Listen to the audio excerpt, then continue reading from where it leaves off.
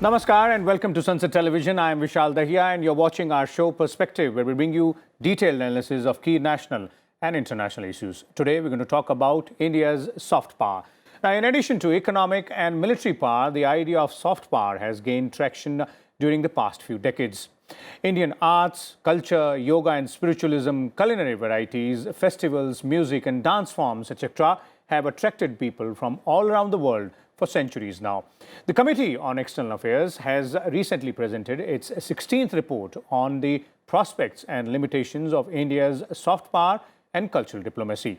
The Standing Committee has recommended that a policy document should be prepared on India's soft power projections along with a soft power metrics for evaluating the soft power outcomes.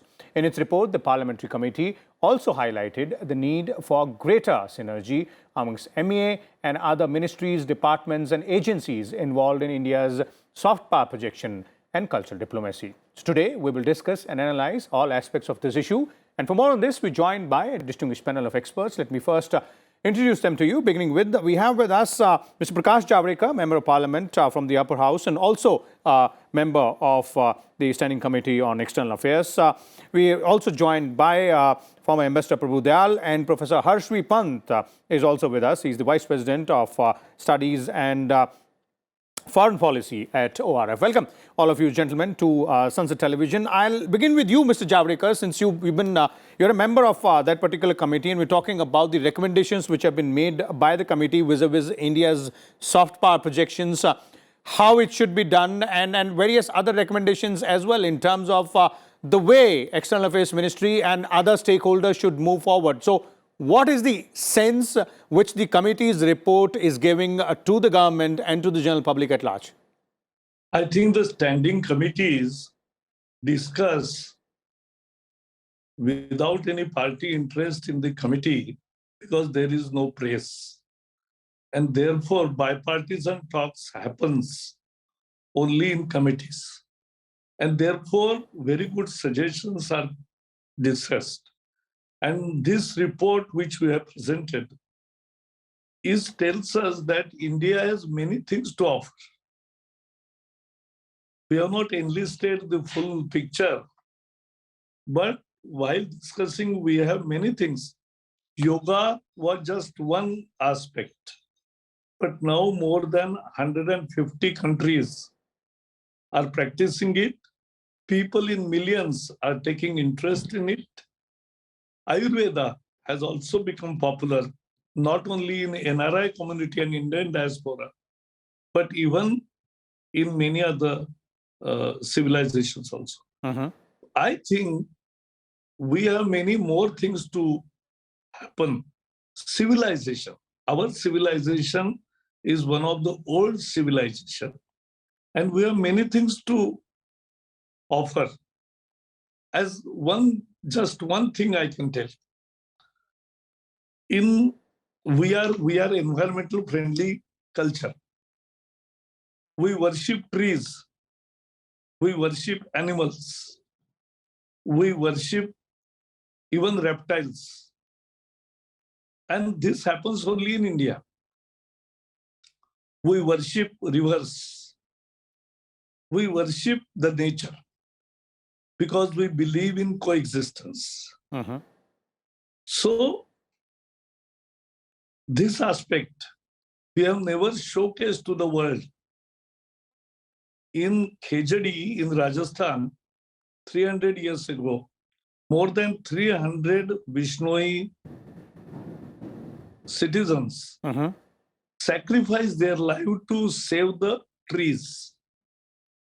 This is unheard of anywhere in the world.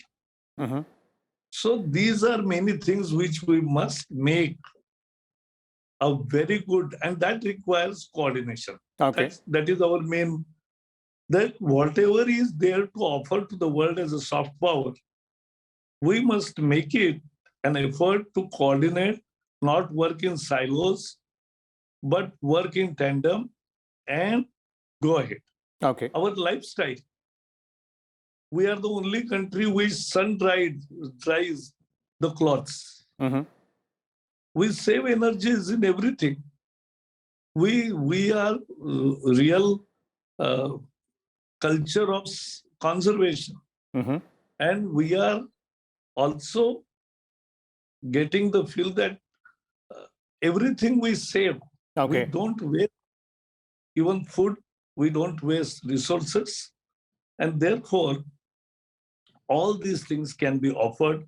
That is the main thrust of our, uh, even the Indian knowledge system. Okay. That is also very important. Indeed. Even in gamings, Indeed. because now, last point, if you see the games today, world over, children play, is full of violence, full of fear, full of aggression, full of superiority or inferiority complex.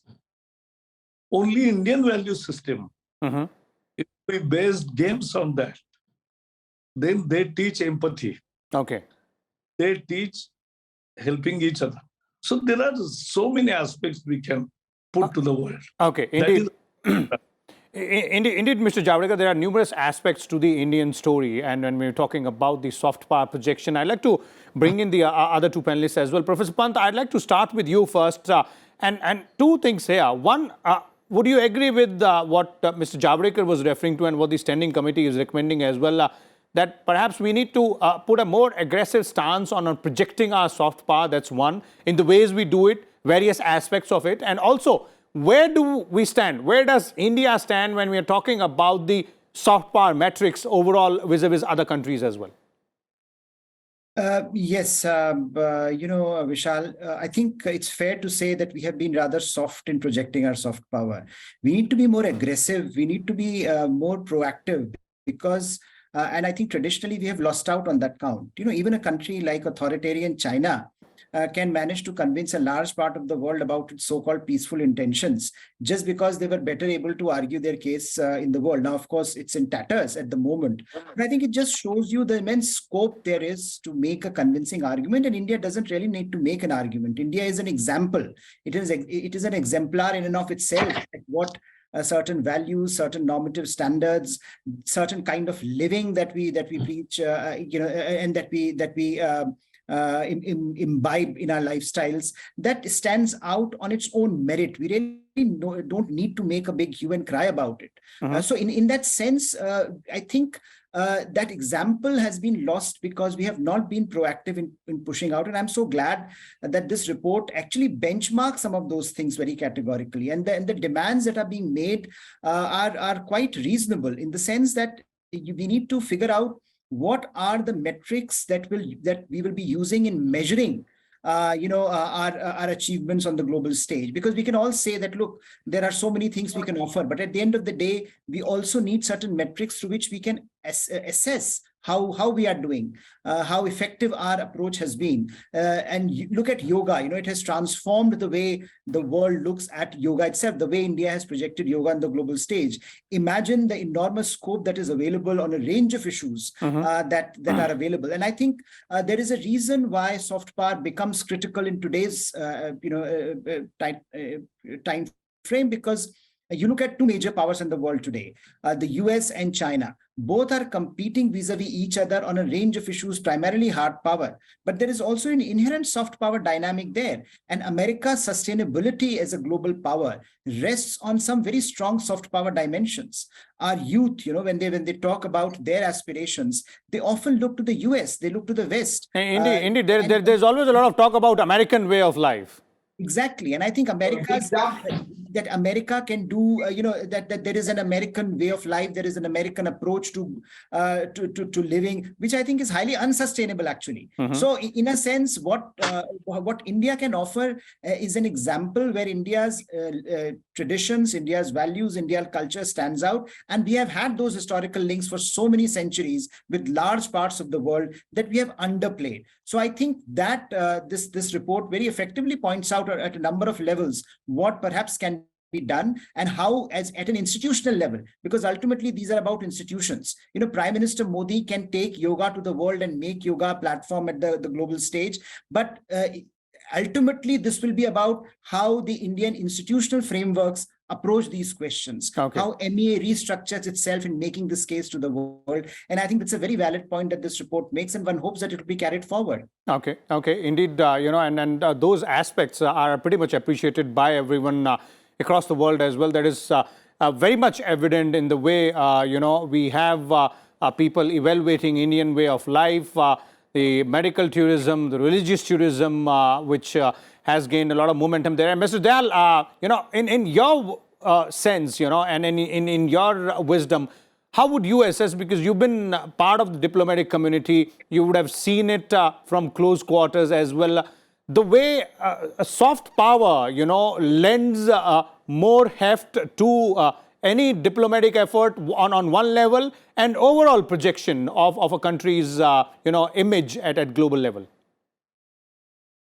Well, as a former diplomat, I feel that the parliamentary panel on external affairs has rightly emphasized the importance of soft power. Now, soft power has great relevance in augmenting the positive perceptions of a country.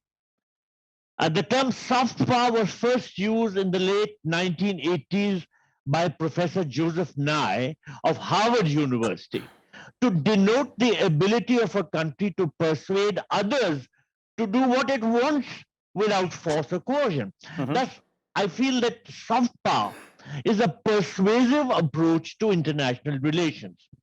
Now, India has had the advantages for quite some time, as Mr. Javadkar pointed out, such as the cultural heritage, yoga, Ayurveda, Bollywood film industry. And I think these were not leveraged for a long, long time. And that is why we lag behind other countries in using soft power diplomacy. You asked, how have we fared? You asked the previous panelist. I may mention that according to a good analysis, a very reliable analysis done by Portland of soft power, India was not even in the top 30 countries in regard to soft power. And I think Prime Minister Modi realizes the importance of soft power. And that is why his government has been striving to not only revive national pride in the country's ancient values, but also leverage India's soft power advantages. I've noticed that during his travels, Prime Minister Modi makes it a point to promote India's soft power, including Bollywood, Sufi music, yoga, shared heritage with various countries in art, architecture, cuisine, and democratic values. And I find that in the diplomatic sense, since 2014, Prime Minister Modi's government has made substantial investments in resources and projects to enhance India's capabilities in the realm of soft power diplomacy.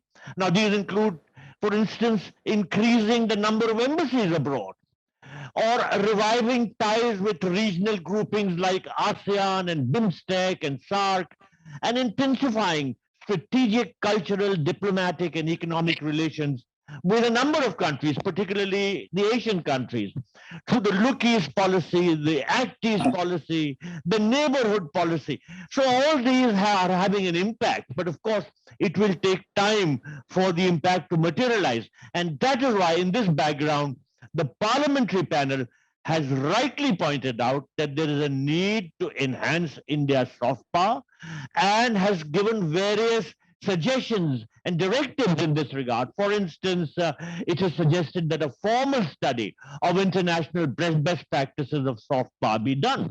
And it has said that there should be greater synergy among the External Affairs Ministry and other ministries, and that the number of tourism officers abroad should be enhanced, and that yoga should be promoted, and Ayurveda be recognized as a system of medicine, on the global scale. And above all, it is pointed out, the parliamentary panel, that there is a need to revamp the focus functioning of bodies like DD India, the ICCR, and to, in fact, post a public relations officer in every mission. Indeed. This requires resources, financial resources, manpower resources. And the panel has recommended, for instance, that 500 crores be given additionally to ICCR, its budget should be enhanced. So if the country is going to invest in soft power, I think the gains will be substantial. And this is what the parliamentary panel has pointed out. Okay.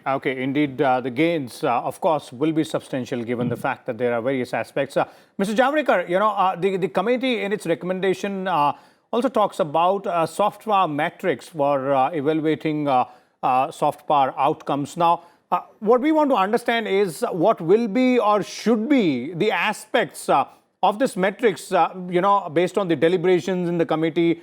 There would have been detailed discussions with the officials as well and experts also. So what can we expect, as in how should this metrics come up?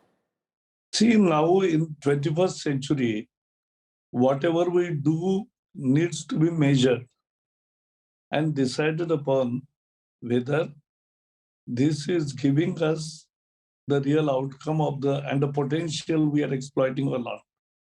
And therefore, I believe that many things are on offer. One by one, we can go ahead, or whole package. Because in tourism, I see, we go to the cheese factory in Europe. We go to the wineries.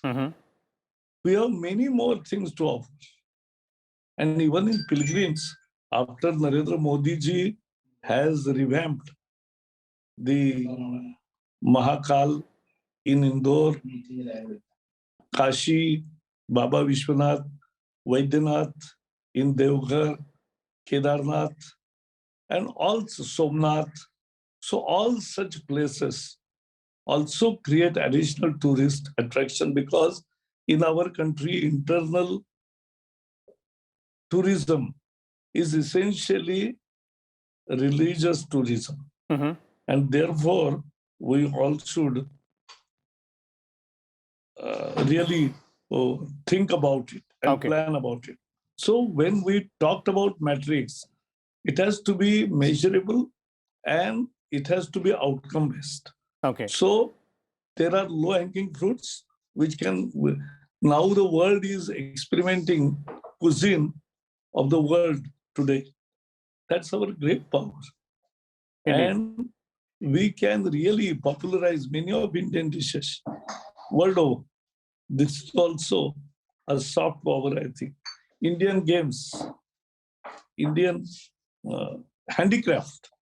This is one more aspect, very important one.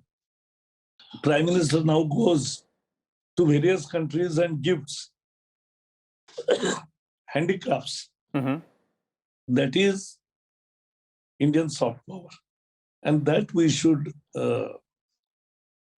aggressively propose in the world. And there will be many followers. Because as I was telling you about gaming, let me put it again, that we have to teach youngsters, young minds, for tolerance. And that is the ethos. Accommodating each other is the Indian ethos. And therefore, what we have seen is the world is hating each other. We are loving each other. So this is the difference, and we can make it a world phenomena. Indeed. In all this. The Indian way of life, communicating it in a very positive manner and of course a persuasive manner as well. Professor Pant, in your views, how should this metrics which we're talking about, which the committee is recommending, the standing committee, to evaluate the soft power outcomes, how should this metrics evolve? What aspects should it focus on in terms of the key pillars? Well, Vishal, we generally, soft power comes under different ministries. So it is not simply a question of MEA taking, the onus of this. And therefore, perhaps it is a greater degree of synergy across the government will be needed to project India's soft power. This is a across the government initiative, whole of government initiative. It can't be just done by MEA. And I think when you talk of all the things that we have been discussing, there are so many things, so many aspects available which need to be projected. But unless we put them in a broader context of a policy, there is a danger that we will end up talking about individual aspects of India's soft power without actually a holistic policy emerging. Okay. And I think in order to have that policy outcome, we need all the ministries together and across the government, the sense that certain elements need to be prioritized. And I think we have done, for example, great, the way we have projected yoga on the global stage has been a great achievement. Now, where do we go from here? And I think one of the ways in which you can create a metric is to take 10 or 12 top billings from India, whether it is films, culture, religions, food, and yoga, Ayurveda, Indian systems of knowledge, and combine them and then see how far we are able to project them across individual nations. There are 180, 190 odd countries where we need to project them. And I think a lot of the responsibility will lie with organizations like ICCR and of course, parts of our diplomatic establishments abroad. But I think it will have to be a holistic approach. Otherwise, the danger would be that we will end up talking about individual aspects of India's soft power without India really capturing the zeitgeist of what soft power actually means. Because when you think, when you instinctively think of soft power of America, you think of America as a whole. Okay. Whether it is McDonald's or it comes organically in that sense. So I think we need people everywhere in the world, when they think of any aspect of India, they need to think of India as a whole. And therefore, we need to do the communication of this aspect becomes a very interesting part. And I think some kind of metric there would be very useful in evaluating where we are falling behind and where we can go forward. Okay. Final comment from you, Mr. Dayal. The committee in its recommendation is also pointed out towards ensuring more involvement of Indian diaspora. Now, that becomes really important because Indian diaspora is spread far and wide. They've made a name for themselves in various fields in several countries, and they're the brand ambassadors. They're the first port of call when we are talking about, interaction between different cultures. So how do you, as your experience as a diplomat, would say that need to be focused upon when we are talking about involving diaspora more and more? Well, my experience has shown that the Indian diaspora has never been involved with Indian values, culture, and traditions as it is today. And I think the credit for this goes to our Prime Minister. Wherever he visits, he reaches out to the Indian diaspora. He meets them. He goes out of his way to bless the little children, talk to people. So he has endeared people to not only himself, but to India, to Indian values. And I'm finding that you can take now Indians out of India, but you can't take India out of Indians, which is very important. Their Indianness is coming back. Now, you were talking about the metrics. The impact of the efforts which will be made as per the recommendations of the parliamentary panel. The results would be some short-term gains, some long-term gains. The long-term gains will come only in due course. We should not be in a rush. Kabir Das had said, Mali siche sau ghara ritu aaye phal hoy. When the time comes, these gains will come. There are some results and advantages which will come straight away. For instance, the embassies could monitor how many troops from the ICCR came, performed in how many cities, what was the turnout, what was the impact. Then again, food festivals, if the embassies organized, then what could be monitored would be how many cities were food festivals organized, what was the impact, how many people attended, what was the kind of comments which they left behind in the visitors book. So there are some things which can be monitored straight away. But as I said, the impact of these steps will, of course, come in the long duration. We should not be in a Indeed. rush, but I'm glad that this step is going to be taken to enhance India's soft power in a very meaningful manner. Okay, indeed, those steps will have both short-term and long-term results as well, and coordinated efforts will have to be made, as our experts are pointing out. Thank you so much, Ambassador Dayal, Professor Pant, and Mr. Javarikar as well for sharing your inputs on this important aspect of India's soft power, and as the Standing Committee has recommended, for not only putting in place a soft power matrix, but also giving a bit more push to ensuring that India's soft power is projected from all value systems, from all aspects to the wider world, and we should reap the benefits from therein as well. We'll come back again with a different topic. Till then, keep watching Sansad Television. Thank you.